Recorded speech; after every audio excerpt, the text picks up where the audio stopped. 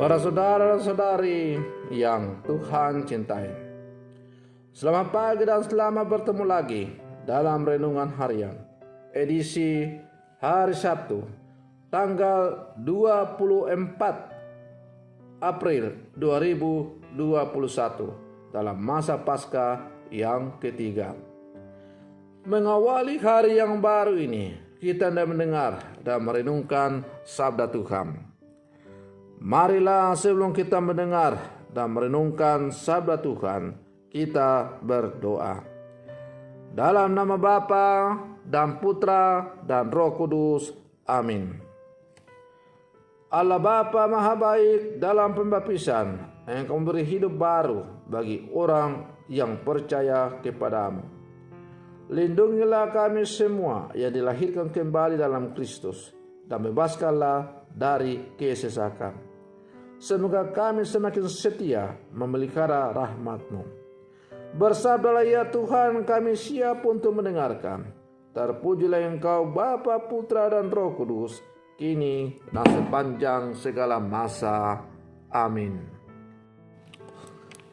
Para saudara dan saudari yang Tuhan cintai, sabda Tuhan yang hendak kita dengar dan kita renungkan untuk mengawali hari yang baru ini, hari Sabtu tanggal 24 April dalam masa Paskah yang ketiga, diambil dari Injil Yohanes pasal 6 ayat 60 sampai 69. Tuhan sertamu. Inilah Injil Tuhan kita Yesus Kristus menurut Santo Yohanes. Setelah Yesus menyelesaikan ajarannya tentang roti hidup, banyak dari antara murid-muridnya berkata, "Perkataan ini keras, siapakah yang sanggup mendengarkannya?" Yesus yang di dalam hatinya tahu bahwa murid-muridnya bersungut-sungut tentang hal itu, berkata kepada mereka, "Adakah perkataan itu mengguncangkan imanmu? Dan bagaimanakah jikalau kamu melihat anak manusia naik ke tempat di mana ia sebelumnya berada? Rohlah ia memberi hidup, daging sama sekali tidak berguna.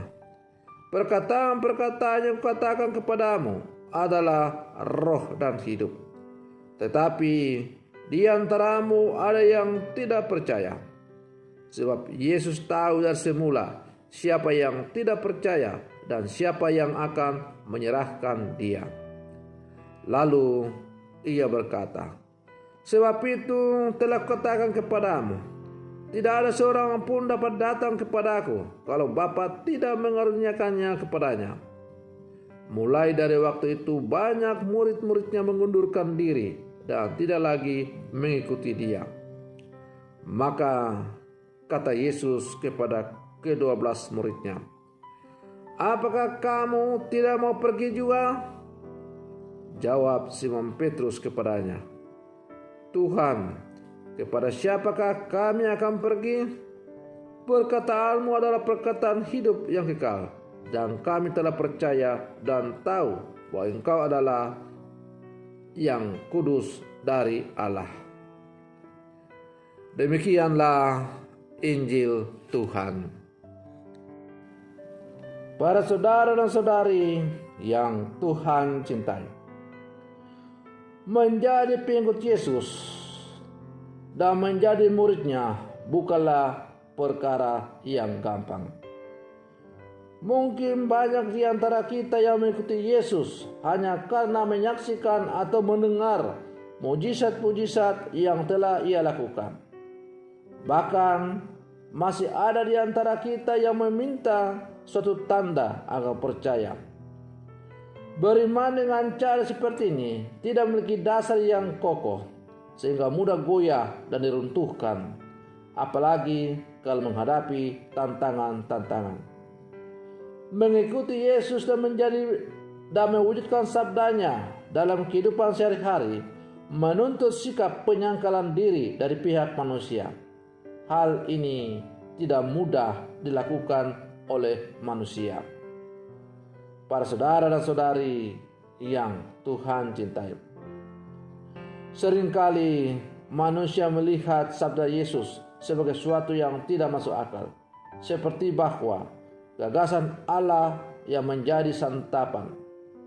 Manusia memandang bahwa ajaran-ajaran Yesus itu sulit sehingga mereka meninggalkan Yesus.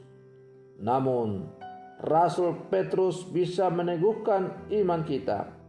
Jawaban Petrus, "Kepada siapakah kami akan pergi? Kami percaya bahwa perkataanmu adalah benar dan engkau adalah yang kudus dari Allah." Mau mengingatkan kita bahwa satu-satunya jaminan kehidupan kekal adalah Yesus. Ajaran Yesus tentang roti hidup menunjukkan kepada kita kemana kita harus pergi untuk menemukan jaminan hidup di dalam dunia dan akhirat. Datanglah kepada Yesus sang roti hidup, sambutlah dia dan tinggallah bersama dengan dia. Para saudara dan saudari yang Tuhan cintai,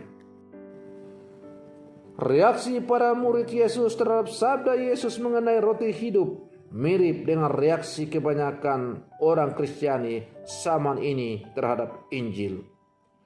Kalau kita amati di media YouTube, kebanyakan orang yang meninggalkan kekristenan dengan mengatakan ajaran Kristiani itu tidak masuk akal dan ajaran-ajaran itu adalah kebohongan, Alkitab dipalsukan, dan lain-lain.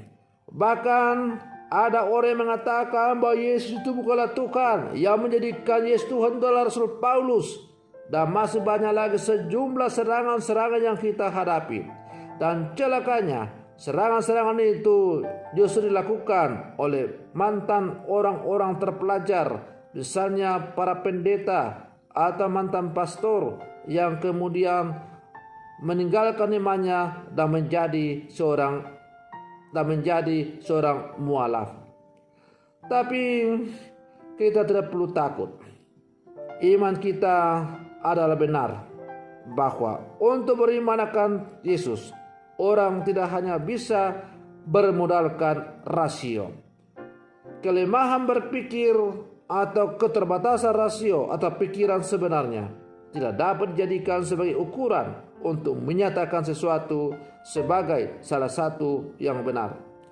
Sebab beriman itu berarti kita memasuki kawasan ilahi, dan rasio kita terlalu kecil dibanding dengan misteri Allah yang kita masuki.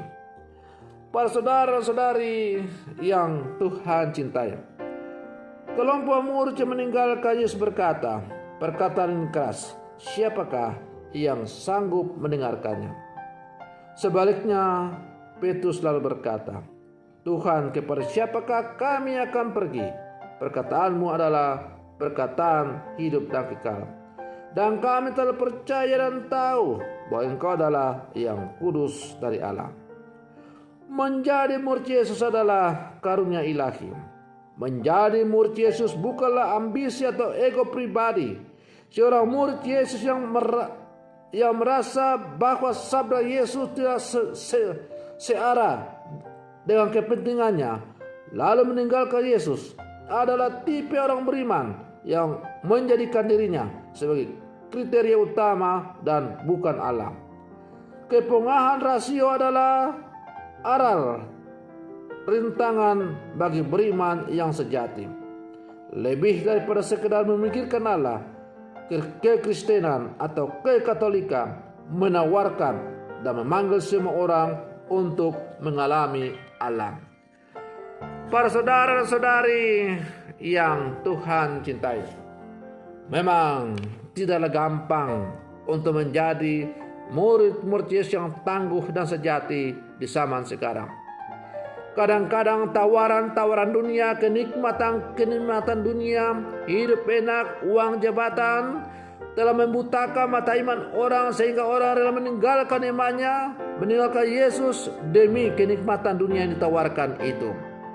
Atau tidak jarang ada orang Kristen, orang Katolik yang karena mengalami masalah dalam gereja, misalnya karena dia menyalahkan keuangan, lalu akhirnya meninggalkan gereja dengan menjelek-jelekan gereja dan mengatakan bahwa ia bermimpi lalu dipanggil untuk meninggalkan imannya.